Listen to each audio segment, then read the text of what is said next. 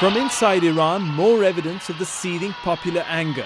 Some of this footage coming via social networking sites, the contributors wanting to remain anonymous for fear of reprisal.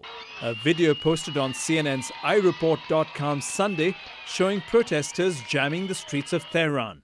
And late in the evening, garbage was still on fire as police on motorcycles tried to impose order. In response, cars honking in disapproval of the police's actions. Protests too in cities around the world with expatriate Iranian populations, all of them seemingly anti-Ahmadinejad. In London, hundreds gathered on the streets, many overseas Iranians sent in absentee ballots, and the overwhelming sentiment among the demonstrators was that their votes had not been counted. In the Canadian city of Toronto, nearly 1,000 people showing up for a large protest.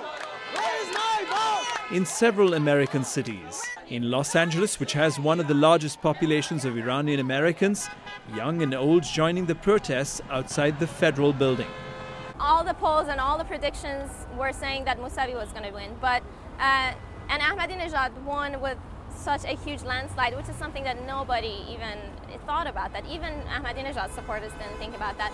And then the way that they gave out the news was very fishy. In Washington, the demonstrations were held outside the Iranian interest section at the Pakistani embassy. We stand in solidarity with the people in Iran. These people are not much older than us, much younger than us in many cases, and they're out there willing to fight for their own freedom, for the vote that they cast. So obviously our heart goes out to them, our prayers go out to them. A show of solidarity for their compatriots in a distant land. What's less clear, what long-term impact these protests will have.